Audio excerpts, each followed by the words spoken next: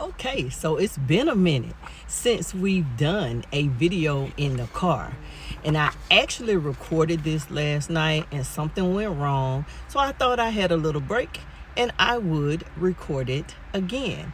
I hope the lighting is good. I am never where I need to be parked for the best lighting, but we're going to give it a try. And if the lighting is not good, if it's not clear, then I'll record it again when I'm at home with some better lighting. But here we go. Why I think being a black woman is hard. Part 2. Why I think being a black woman just on the day-to-day is hard. Now, we have mastered survival.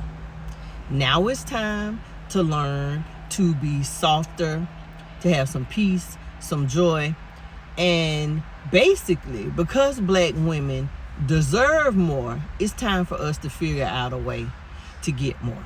Now, I want to break down in this second video why I personally feel like being a black woman is hard.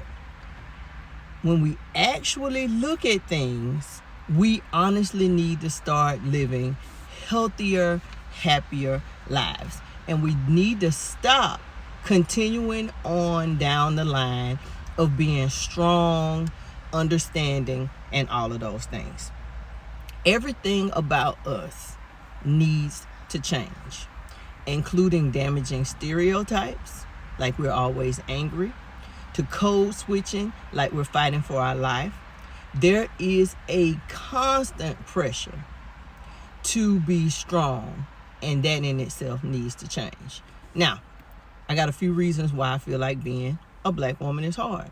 And the first one is economic relationships and the realities that come along with that. We earn less than any other gender. We're more likely to be single than any other race or ethnicity. We have the highest divorce rate. Now, given that may be because we're the ones that's filing, because we are overall unsatisfied with our lives, but it doesn't change the fact that our divorce rate is higher.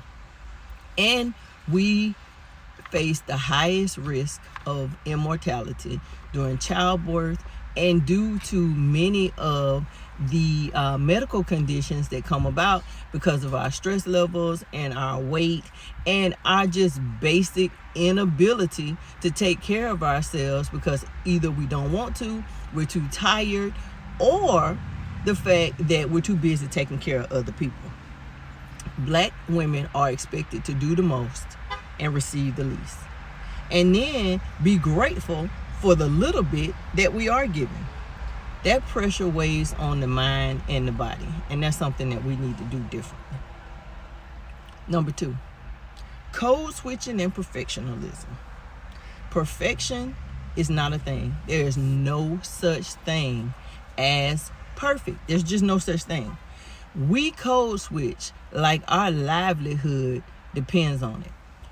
I can be sitting there, or we can be sitting there with my mom and my sister and my nieces, and we can be chopping it up and laughing and talking. And if my sister's phone rings and it's someone from that job, all of a sudden we looking at her like, who is that talking on the phone?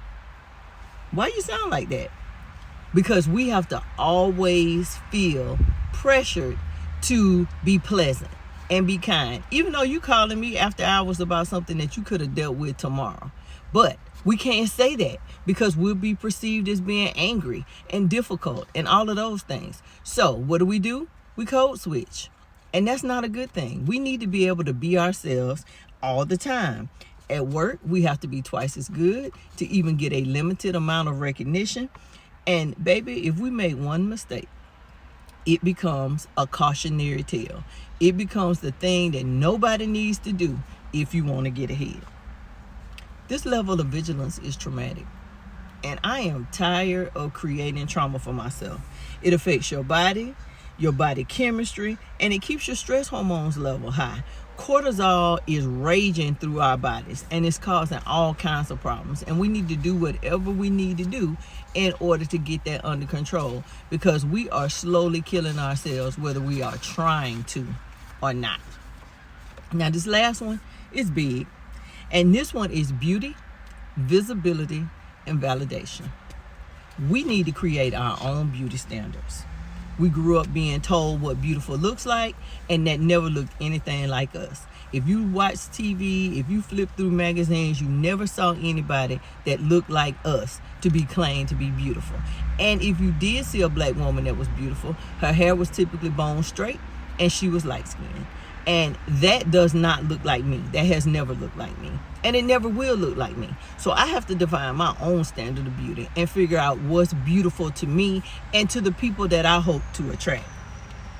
Black women are rarely affirmed without certain conditions. You cute for a black girl. You cute to be dark skinned. You cute to be overweight. Those are not compliments. That is not affirmation. That is basically saying you're pretty, but you would do better if you lost some weight, if you were lighter skinned, if your hair were longer, if you wore your bone straight permed hair instead of your natural hair. There's always conditions placed on our beauty, and sometimes we place those conditions on ourselves. I think we have been conditioned to do that. And a lack of belonging and validation can affect your mental health, your habits, and your overall body image, which is why I think many of us walk around looking like caricatures instead of in our natural beauty, because we believe that something is beautiful because somebody said it, and then when we put it on ourselves, it doesn't match our natural aesthetic, so we look crazy. So this thing has got to stop. We have got to stop. I personally cannot understand why any African American woman would want blonde hair. It's not for us. There are very, very few black people, if any, that are born with blonde hair. We aren't typically blonde. We typically have darker colored hairs to go with the melanin in our skin. And I don't understand why any black woman would want to be blonde. You can wear whatever you want to wear. But I think that blonde hair is making a statement that says, I don't like myself. I could be wrong. Drop me a comment. Let me know what you think. Because some people could say, oh, I just like blonde hair. But I don't personally understand why any African American woman would want to wear blonde hair.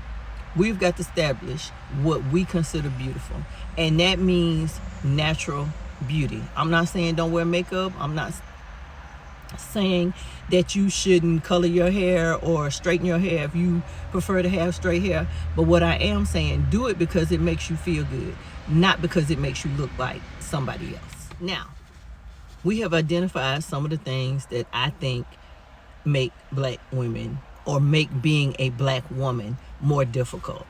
And once we get those things under control, hopefully there'll come a time when we will see pay equality and, our divorce rates will go down and, our marriage rates will go up and, people get things under control with our health. Much of that we'll have to do for ourselves because we need to be our own advocates. And we can quit some of this code switching and seeking validation and define our own, what beauty looks like for us. And why and how we feel beautiful, then we can start to heal. So, what do we need to do to heal? How do we heal? Because this has been going on for generation after generation after generation. So what do we do to heal? What are some of the things that we can do to change the narrative and make being a black woman easier? What can we do? The first thing I say you need to do is take your health seriously. Take your mental health seriously. Take your physical health seriously. If that means taking a brisk walk 20 or 30 minutes a day, especially when you're feeling stressed and exhausted, we need to eat meals that are healthy for us and not treat it as a coping mechanism or something that numbs us because we've had a rough day. We need to prioritize sleep. And when I say prioritize sleep, I don't mean getting in the bed and just going to sleep. I mean getting some rest. I mean turn off your brain and go to sleep and get some rest and allow the body to do what it needs to do so it can be the most productive for you the next day. Prioritize getting your rest. Prioritize getting some sleep. Go to the doctor. Get blood work done. Get your labs done so that you can make sure that things are functioning the way they need to be functioning. We don't need to be walking around here with high blood pressure, pre-diabetic, and high cholesterol, and we don't know it because we haven't taken the time to go to the doctor or get any lab work done or to ask questions. We just know that we're feeling bad. The second thing that we need to do is that we need to build community. Now, that's what I'm trying to do with this particular Facebook page and with this group of people. I want to build a community of people that support each other. So when we try to fight for equal pay and equal understanding, or when we are taking some time to rest and prioritize our sleep, or when we define what we consider to be beauty, there needs to be a group of us that see things similarly or the same way, because when there's a small group of people, we can make big things happen. So get around women who lift you up and that don't drain you. You want to be with people that validate you. You don't want to be with people that's constantly coming to you to solve one problem or another, not caring what's going on with you. You got to find your tribe, and even if it's online, like the season game. And you want to talk to friends about real things and not struggles. You don't want to be there to solve somebody else's problems, but if you have something going on, you need to feel comfortable saying that to your friends. And we have to redefine beauty for ourselves. Wear what makes you feel good and not what's trendy. Don't put something on because everybody else is wearing it, especially if it doesn't look good on you. Embrace your features. I'm not saying that you can't wear makeup. I'm not saying that you shouldn't put on a wig or some lashes, but we need to embrace our features. Embrace your full lips. People are paying money for that. Embrace your high cheekbones. People are paying money for that. Embrace your natural hair. If you want to wear a wig, you can wear a wig. If you want to wear weave, wear weave. But when you wear your natural hair, or if you're not wearing your natural hair, take care of it. In the event that you got to break it out every now and then, you can. If I want to look different, if I want a different look, I can slick these locks down and I can put a wig on. But if I don't want to wear that wig the next day, I can take my braids down and wear my crinkle locks and be just as good. So do what makes you feel good. Wear what makes you feel good. Look the way that you want to look. And celebrate the fact that you're aging. You know, the alternative to aging is death. The lights go out and you cease to exist. So we need to celebrate aging. And with age needs to come wisdom. And we need to change some of the things that we are doing that is helping us to a quick grave and quick end. And compliment other black women. Let them know that you see them, that you hear them, that you understand what's going on with them, and that you are willing to, stand in the gap with them and fight the fight with them. Because being a black woman is hard. It is not easy trying to navigate the world as it is today. And we need to do anything and everything we can to change that. If you're a black woman watching this, let me tell you something. You deserve to be happy. You deserve to live a soft life. You deserve to feel valid and affirmed. You deserve to have a full, rich life. And I am going to encourage you to do everything in your power to find that. Many people expect us to carry a lot of things. But from this day forward, we're not going to do that. We're going to carry ourselves. We're going to carry each other. And we're going to do everything that we need to do to ensure that people that look like you and that look like me are doing everything that they possibly can to live happy, healthy lives. Now, it's been a long time since I did a video in the car, so let me know what you guys think. I am going to edit this video, and I hope that the lighting was good. I tried to park somewhere where I could get some natural sunlight, but it looks like just this part of my body got it.